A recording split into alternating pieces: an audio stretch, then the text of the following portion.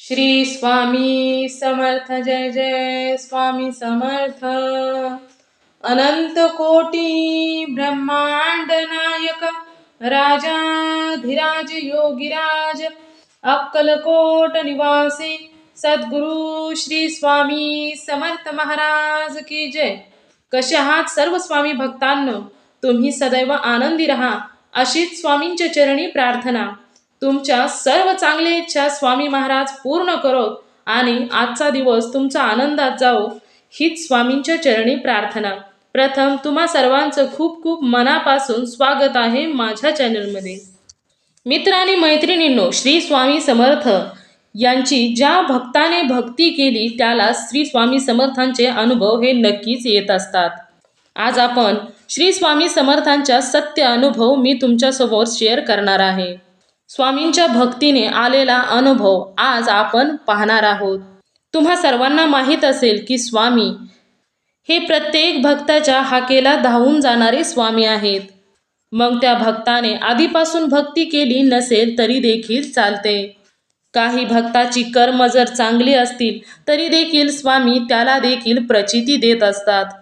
आता या कलियुगामध्ये जर पाहायचं म्हटलं तर स्वामींनी खूप अनुभव दिलेले आहेत आणि तसं जर म्हटलं तर स्वामींना कलियुगाचे देवता देखील म्हटलं गेलेलं आहे। तुम्ही सर्वांनी ऐकलं असेल की स्वामींची भक्ती केली आणि मला हा अनुभव आला असे खूप भक्ताने सांगितलेलं आहे। म्हणजेच स्वामींची भक्ती करणारा भक्त बिना अनुभवाचा राहिलेला नाही। प्रत्येक भक्ताची स्वामींनी साथ दिलेली आहे। आज मी तुमच्याबरोबर असाच एक अनुभव घेऊन आलेले आहे आणि हा अनुभव सांगणाऱ्या ताई ह्या आळंदीच्या आहेत। त्यांचं नाव निकिता आहे। या आळंदीच्या ताईंना आलेला अनुभव चला तर ऐकूया त्यांच्या शब्दामध्ये। नमस्कार मित्र आणि मैत्रिणींनो, माझे नाव निकिता आहे। मी आळंदीची राहणारी आहे। माझ्या आई वडिलांच्या घरी ज्यावेळेस मी होते त्यावेळेस श्री स्वामी समर्थांची भक्ती ही कोणीही करत नव्हते। आमच्या घरामध्ये जय बजरंगबली म्हणजेच मारुती हनुमानाची भक्ती केली जात होती। आमच्या घरामध्ये हनुमान चालीसा वाचली जायची। एकंदरीत पाहायचं म्हटलं तर मला भक्तीचा नाद हा खूप होता। आमच्या घरामध्ये सर्वजण भक्ती करत होते। आमच्या घरातील सर्वजण मारुतीचे भक्त होते आणि ते सतत जय बजरंगबली असे म्हणत असत। त्यामुळे भक्ती ही माझ्यासाठी नवीन नव्हती। आमच्या घरातील सर्वजण मारुतीच्या भक्तीमध्ये दंग व्हायचे। सर्वांनाच हनुमान चालीसा ऐकायला खूप आवडायची। त्यानंतर माझं लग्न झालं। माझं लग्न झाल्यानंतर माझे मिस्टर, माझे सासू सासरे सर्वच खूप चांगल्या स्वभावाची होती। माझ्या मिस्टरांना देखील मी खूप आवडायची। त्यामुळे घरातील सर्वजण माझ्यावर खूप प्रेम करायचे। परंतु तेथे गेल्यानंतर माझ्या घरातील सर्व लोक कोणत्याच देवाची भक्ती करत नव्हते आणि मला सासरी गेल्यानंतर एवढा आनंद, एवढं सुख आणि नवीन जागा, त्यानंतर मी तेथे खूप आनंदी राहू लागले। मी तेथे रमून गेले। त्यानंतर मी कधीच कोणत्या देवाची भक्ती करत नव्हते। त्यानंतर हळूहळू काय झाले कुणास ठाऊक, परंतु घरातील परिस्थिती हळूहळू बिकट होऊ लागली। कंपनी बंद पडल्यामुळे मिस्टरांची नोकरी देखील गेली। आता घर चालणार तर चालणार कसे होते, कारण घरामध्ये पैसा येणं बंद झालं होतं। त्यानंतर सासू सासरे गावी निघून गेले आणि ते म्हणाले की आम्ही गावी जाऊन काही थोडीफार शेती पिकवतो, कारण सासरचे जिथे राहत होते तेथील भाग देखील दुष्काळ भाग होता। त्यामुळे तेथे जास्त प्रमाणात पाऊस पडत नव्हता। जेवढा पाऊस पडेल तेवढ्यावरच पीक येत असे। म्हणजे थोडक्यात तिकडली शेती ही बागायत शेती नव्हती। पाण्याचा मोठा सोर्स नव्हता, त्यामुळे पावसाच्या जीवावरच शेती होती। आता मी आणि माझे मिस्टर आम्ही दोघेच राहिलो होतो। परिस्थिती खूपच हळूहळू बिकट होऊ लागली होती। दररोजचा दिवस जात होता। मिस्टरांच्या हाती जे काम पडेल ते करत होते आणि घरातील खर्च कसाबसा भागत होता। आर्थिक परिस्थिती ही खूप बिकट आणि बिकटच होत चालली होती आणि ज्या वेळेस माणसांना कोणताच रस्ता उरत नाही त्यावेळेस त्याची धाव ही ईश्वराकडे, परमेश्वराकडे जात असते। असेच एके दिवशी बोलत बोलत आमच्या शेजारची मावशी ला मी सांगितलं की आमच्या घरातील परिस्थिती खूपच बिकट आहे. घरामध्ये फक्त अडचणी आहेत. मला आता काय करावे काहीही सुचत नाही. त्यावेळेस त्या मावशी ह्या श्री स्वामी समर्थांच्या भक्त होत्या. म्हणजे मावशी सदैव केंद्रामध्ये जात स्वामींची भक्ती करत. त्या मावशींनी मला सल्ला दिला की तू देखील स्वामींच्या केंद्रामध्ये जा. ज्यावेळेस तू स्वामींची भक्त होशील, स्वामींची सेवा करायला सुरुवात करशील, त्यावेळेस तुझ्या आयुष्यातील सर्व अडचणी, दुःख, संकटे दूर होईल आणि तुझ्या आयुष्यामध्ये देखील आनंद, सुख, समाधान येईल. त्यानंतर मावशीने सांगितलेलं मला जरा पटलं. परंतु मी मावशीला सांगितलं की आज नाही, मी उद्या तुमच्याबरोबर केंद्रामध्ये येईन. आणि त्यानंतर मी घरी निघून आले. घरी आल्यानंतर मिस्टरांना सर्व काही सांगितले. त्यावेळेस मिस्टर देखील म्हणाले की तू जा, केंद्रामध्ये जायचं असेल तर तू जाऊ शकतेस. त्यानंतर मी दुसऱ्या दिवशी मावशींची आवर्जून भेट घेतली आणि आम्ही दोघीजणी श्री स्वामी समर्थांच्या केंद्रामध्ये गेलो. तेथे गेल्यानंतर मला खूपच प्रसन्न वाटलं. खूप आनंदमय वातावरण होतं तेथील. ज्यावेळेस स्वामींचा फोटो पाहिला त्यावेळेस मला खूप बरं वाटलं. आनंद, मनाला एक वेगळ्याच प्रकारचं सुख मिळालं होतं. त्यावेळेस मला असं वाटलं की हेच माझ्या सर्व संकटे दूर करू शकतात. त्यावेळेस माझ्या मनामध्ये विचार आला आणि मी श्री स्वामी समर्थांचा एक फोटो खरेदी केला. श्री स्वामी चरित्र सारामृतचा एक ग्रंथ देखील खरेदी केला. त्याबरोबरच एक माळ देखील खरेदी केली आणि ते सर्व साहित्य घेऊन मी घरी आले. घरी आल्यानंतर श्री स्वामी समर्थांची फोटो घरामध्ये लावला आणि स्वामींच्या भक्तीला सुरुवात केली. त्यावेळेस मला श्री स्वामी समर्थांची भक्ती कशी करायची असते याबद्दल काहीच माहिती नव्हते. त्यानंतर मी मोबाईलवर श्री स्वामी समर्थांची भक्ती कशी करायची असते, माळ जप कशी करायची असते, स्वामी चरित्र सारामृत या ग्रंथाचं पठण कसं करायचं असतं याविषयी संपूर्ण माहिती मिळवली आणि त्याप्रमाणे श्री स्वामी समर्थांची भक्ती चालू केली. परंतु ज्यावेळेस घरामध्ये स्वामींची भक्ती चालू केली तरी देखील काही दिवस झाल्यानंतर देखील घरातील प्रॉब्लेम कमी होत नव्हते. त्याबरोबर चिडचिड देखील हळूहळू वाढत चालली होती. त्यानंतर मी श्री स्वामी समर्थांचे अनुभव देखील ऐकले आणि त्या अनुभवातून मला असे समजले की स्वामींचं पारायण करावं आणि त्यावेळेस मी ठरवलं की स्वामींचं पारायण करायचं. पारायणासाठी लागणारी सर्व सामग्री मी आणली आणि 108 वेळा स्वामींचं पारायण करायचं हे ठरवलं आणि पारायणाला देखील सुरुवात केली. परंतु ज्यावेळेस मी स्वामींच्या पारायणाला सुरुवात केली, 2-4 दिवस झाले की माझी आजी आजारी पडली आणि ती आजारी पडल्यावर मला तिच्याबरोबर दवाखान्यामध्ये जावं लागलं. त्यानंतर मी पारायण तेथेच थांबवलं आणि ज्यावेळेस आजीला माझ्या बरं वाटू लागलं, तिथून पुढे आजीला घरी आणल्यानंतर मी पुन्हा पारायणाला सुरुवात केली आणि माझं पारायण खूप आनंदाने चालू झालं. थोडीफार घरामध्ये चिडचिड होत होती, परंतु माझ्या पारायणाला मी खंड पडू दिला नाही. आणि ज्या दिवशी माझं 50वे पारायण चालू होतं त्यावेळेसच माझ्या मिस्टरांना जॉबचा कॉल आला. हा सर्वात मोठा माझा अनुभव होता आणि जॉबचा कॉल आल्यानंतर माझे मिस्टर लगेचच तेथे हजर झाले आणि जॉबला सुरुवात झाली. तो जॉब देखील खूप चांगल्या पद्धतीचा होता. त्याबरोबरच त्यांना देखील जास्त त्रास देखील होत नव्हता. कामाचा लोड देखील जास्त येत नव्हता आणि त्याबरोबरच पगार देखील भरपूर मिळत होता. पगार जर म्हटलं तर आमच्या अपेक्षेच्या बाहेर म्हटलं तरी देखील चालेल. आमच्या घरातील सर्व खर्च भागून शिल्लक रक्कम पडत होती. एवढा चांगल्या पद्धतीचा जॉब माझ्या मिस्टरांना फक्त स्वामींच्या कृपेने लागला. त्यानंतर स्वामींच्या कृपेने आमच्याकडे सर्व काही हळूहळू येऊ लागले. हळूहळू नंतर माझ्या मिस्टरांनी तेथे नवीन प्लॉट घेतला. आम्हाला स्वतःचे घर मिळाले. त्यानंतर त्यांनी थोडीशी जमीन देखील खरेदी केली आणि माझी स्वामींची भक्ती ही चालूच होती. त्यानंतर मला आनंदाची एक बातमी समजली की मी आई होणार आहे आणि त्यानंतर मला एक सुंदरसा मुलगा झाला. मला श्री स्वामी समर्थांनी इतकं दिलं की मी त्या आनंदामध्ये भारावून गेले आणि हळूहळू मी माझ्या संसारामध्ये, माझ्या मुलामध्ये एवढी व्यस्त झाले की स्वामी हे माझ्याकडून विसरूनच गेले. काही दिवस असेच निघून गेले. मी कधीही स्वामींची भक्ती केली नाही, कधीही त्यांच्या माळेचा जप केला नाही आणि कधीही स्वामी चरित्र सारामृत या ग्रंथाचं पारायण किंवा पठण केलं नाही. त्यानंतर एके दिवशी मी असेच भाजी मार्केटमध्ये भाजी खरेदी करण्यासाठी गेले.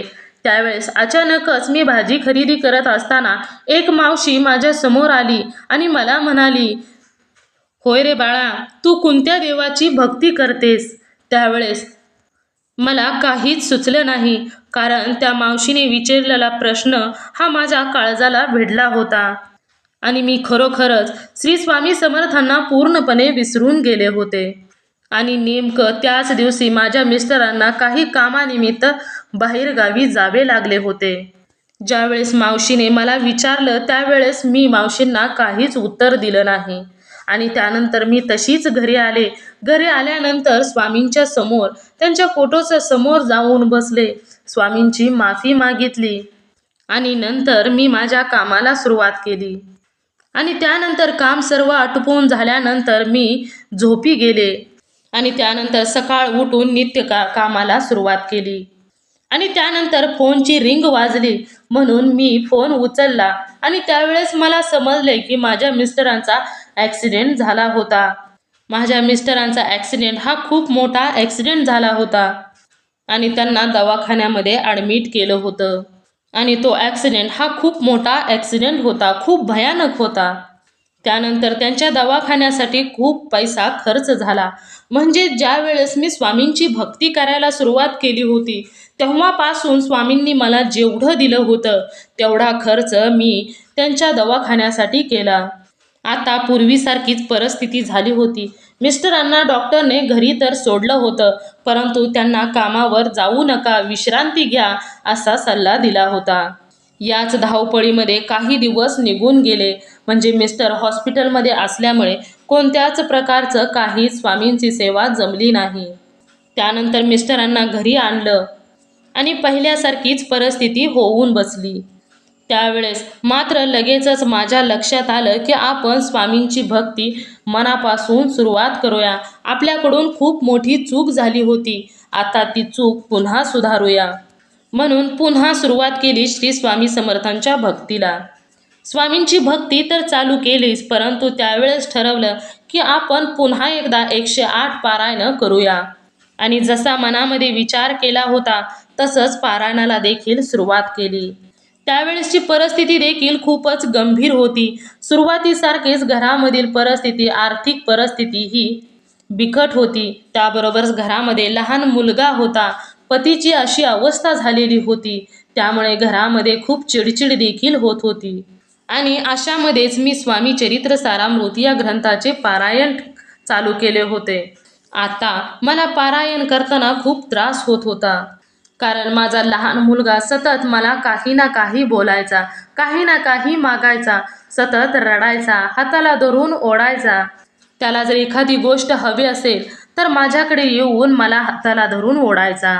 त्यामुळे माझे मन एकाग्र होत नव्हते. स्वामींची सेवा करण्यात मन माझे लागत नव्हते. आणि काय झालं होतं कोणास ठाऊक, मनामध्ये एक वेगळ्याच प्रकारचं वादळ होतं.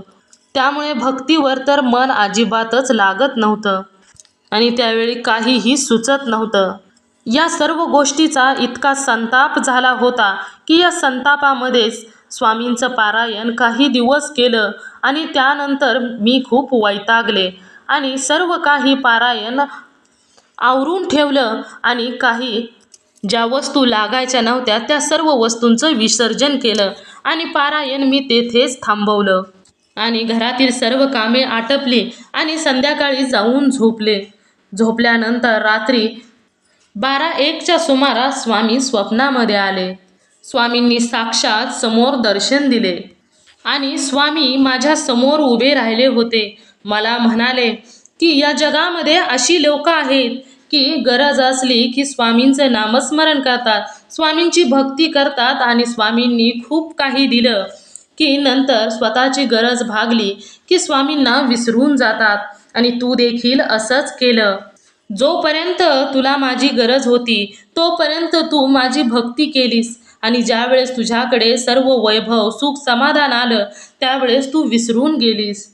खरोखरच स्वामी माझ्या स्वप्नामध्ये येऊन मला खूप काही बोलले आणि बोलणार तर का नाहीत, कारण मी त्या सर्व काही चुकीचीच वागली होती. कारण थोडासा राग आला म्हणून पारायण कोणी आटपून ठेवतं का?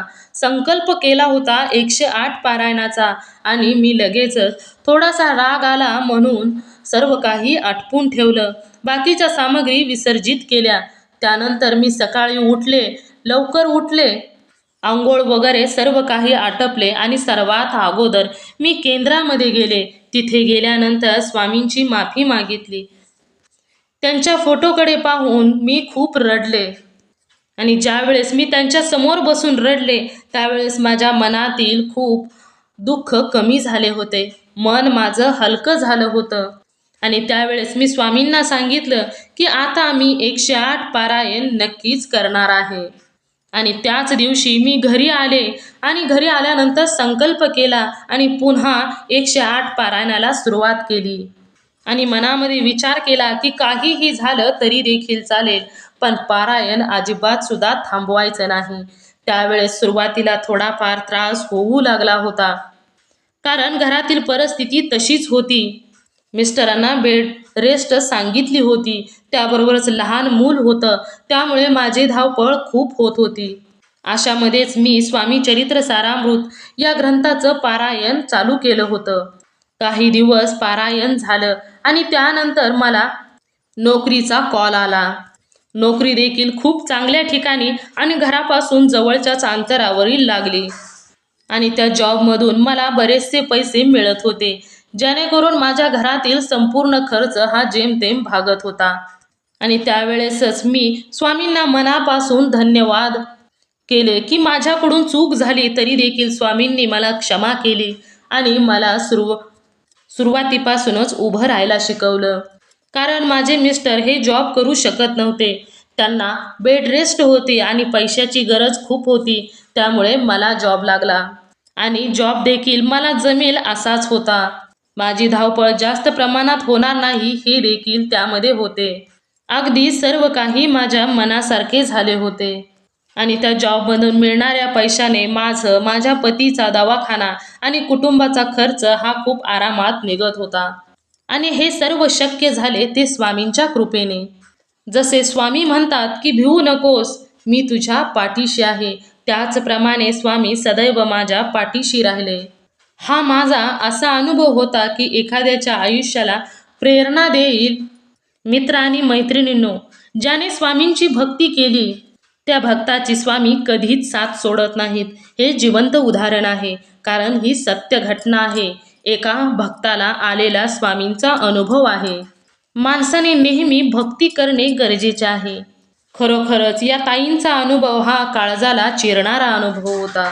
एवढ्या संकटातून, एवढ्या दुःखातून देखील ताई उभ्या राहिल्या आणि हे फक्त शक्य झाले ते स्वामींच्या भक्तीमुळे आणि स्वामींनी दिलेल्या साथीमुळे. मित्र आणि मैत्रिणींनो, जो भक्त स्वामींची भक्ती करतो त्याला हिंमत तर नक्कीच मिळते, त्याबरोबरच अनुभव देखील खूप मिळतात. मित्र आणि मैत्रिणींनो, तुम्हाला श्री स्वामी समर्थांचा हा अनुभव कसा वाटला नक्कीच सांगा.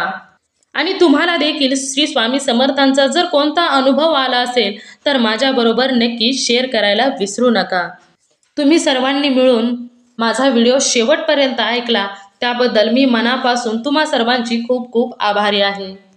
तुम्ही सदैव आनंदी राहा, सुखी राहा, समाधानी राहा अशीच स्वामींच्या चरणी प्रार्थना करते आणि इथेच थांबवते. पुन्हा भेटूया श्री स्वामी समर्थांच्या अशाच एका सत्य अनुभवाबरोबर. तोपर्यंत सर्वांना श्री स्वामी समर्थ. जय जय स्वामी समर्थ.